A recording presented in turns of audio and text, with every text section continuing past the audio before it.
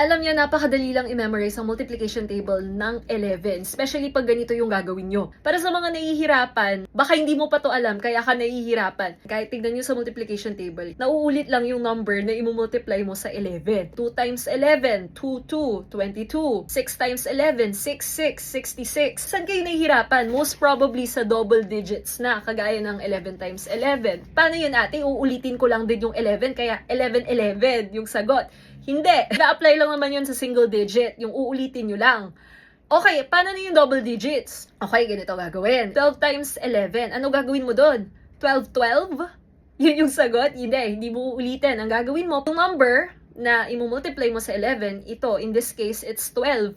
Yung 1 at 2, paghihiwalin mo, so magkakaroon ng gap, diba? Magkakalayo sila. Magkakahiwalay si 1 at 2 kasi magkakaspace sa gitna. Ipapasok mo doon yung sum ng 1 at 2. 1 plus 2, 3. 1, 3, 2 ang sagot. Ganun lang. Applicable yung pattern na yun. Try nyo. Try natin. Oh. Sige, taasan pa natin. 21 times 11. Ano sagot?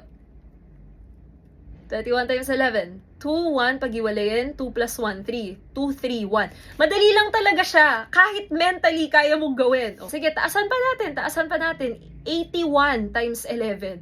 Ano sagot? 891. Yun yung sagot. Di ba na-mental nyo na? Kaya nyo na, di ba? Tapos magtataka yung kaklase, mahala, paano mo yun na-solve na hindi ka nagpapapel? Kasi nga, yung pattern na yun, it works. Try it. Yun lang. Di ba? Ang saya ng math. Try natin din, try ko kayong turuan ng mga other techniques in the future. Kung ipa-follow nyo ako, kasi hindi nyo na ako makikita ulit sa feed nyo pag di nyo ako ipa-follow. Kaya follow nyo na ako para mas rumami yung kaalaman nyo. See you sa susunod na video. Kaya follow kayo para makita nyo ako sa susunod na video. Also, na-appreciate ko pala kayo ha. As in, super na-appreciate ko talaga kayo. Especially yung mga nanonood at sumusuporta lagi. Maraming salamat po.